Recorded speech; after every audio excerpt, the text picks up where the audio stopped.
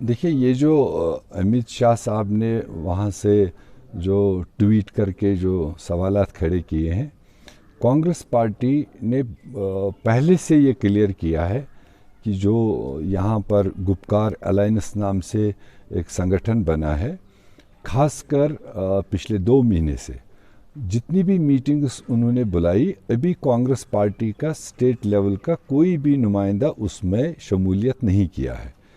उसका वजह है क्योंकि मुल्की सतह की पार्टी है और जो भी जम्मू कश्मीर के सेंसिटिव इश्यूज़ हैं, और उसको जब तक हम मुल्की सतह पर जो हमारा कश्मीर पॉलिसी प्लानिंग ग्रुप बना हुआ है, उसमें जब तक ये सारे सेंसिटिव इश्यूज डिस्कस नहीं होंगे, और तब तक हम स्टेट लेवल पर इसमें कोई भी अपनी राय इजहार नहीं कर सकते हैं, और ना ही हमने उसकी कोई ऑफिशियल मीटिंग अभी अटेंड की है।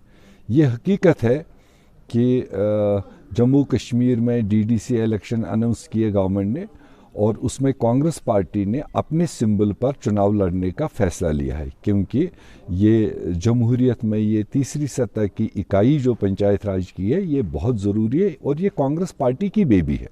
इसलिए हमने इसमें चुनाव में हिस्सा लेने का फैसला लिया है।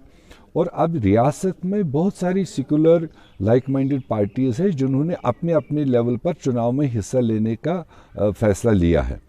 और जो पार्टी इंडियन कॉन्स्टिट्यूशन के दिए हुए रूपरेखा के मुताबिक जमहूरी अमल में हिस्सा लेते हैं, तो उसमें बहुत सारी पार्टीज़ हैं।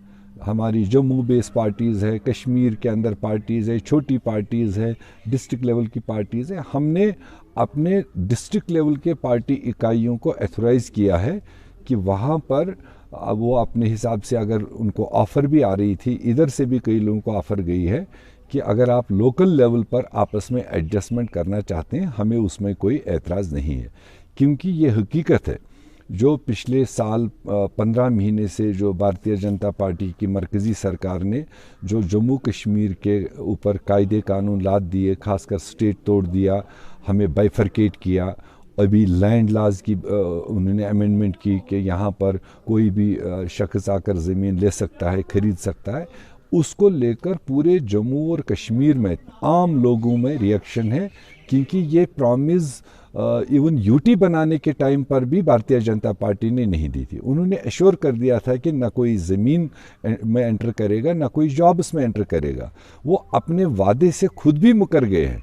इसलिए लोगों में जो गम गुस्सा है, और अच्छी बात है कि अगर वो जमहूरी रास्ते से बैलेट के ज़रिए से अपना उसका रिस्पॉन्ड करे, तो हमें सब लोगों को जमहूरी रास्ते से लोगों को इन्वॉल्व करना चाहिए, ज़्यादा से ज़्यादा पोलिंग करानी चाहिए, और लोग बैलेट के ज़रिए से अपने शिकायतों का, अपने गम गुस्से का इजहार करें और इस इकाई का हिस्सा बने जो डेवलपमेंट के लिए अपनी लोकल इकाइयों का बहुत ज़रूरी है।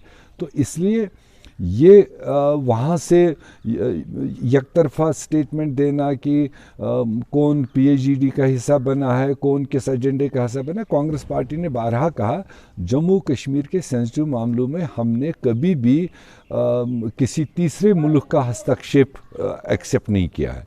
हमने कांग्रेस पार्टी की जब हुकूमत होती थी, हमारी फॉरेन पॉलिसी के मुताबिक हमने कभी भी थर्ड कंट्री इंटरवेंशन नहीं चाहा। अगर कोई पार्टी या कोई लीडर उस तरह की बात करता है, तो उसको कांग्रेस पार्टी ने पहले एग्री किया है, ना हम आज उसको एग्री कर रहे हैं। हमारी मुल्की सत्ता की एक बनी हुई पॉलिसी है, कांग्रेस पार्टी उस पॉलिसी को फॉलो करती है। इसलिए देश का होम मिनिस्टर देश को गुमराह अपने अपने तर्क उसको निकाले, मुझे नहीं लगता है कि ना वो उनके लेवल से ठीक है, ना ही कांग्रेस पार्टी उस तरह के किसी दबाव में आने के लिए तैयार है। कांग्रेस पार्टी को नेशनलिस्ट होने का सर्टिफिकेट किसी से नहीं चाहिए। कांग्रेस पार्टी ने देश की आज़ादी दिलवाई है, देश की आज़ादी में कुर्बानियाँ दी है, और आज़ादी के बाद में तिनका तिनका इस देश को इकट्ठा किया है और इसको तरक्की के राह पर लिया है। हमें उन लोगों की तरह शर्म नहीं है जिन्होंने बॉन्ड्स लिख के दिए हैं अंग्रेज़ों को कि हम आज़ादी का हिस्सा नहीं है। तो हमने कुर्बानियाँ आज़ादी से पहले भी दी और आज़ादी के बाद भी हमने दो वज़ीर आज़म खोए हैं मुल्क के इतिहाद के लिए। तो इसलिए कोई भी बीजेपी या उनके ऑफशूट्स का सवाल उठाए, हम उसको स्ट्रेट अवे रिजेक्ट करते हैं और कांग्रेस पार्टी को उनकी सर्टिफिकेट की ज़रूरत नहीं है। क्या करेंगे?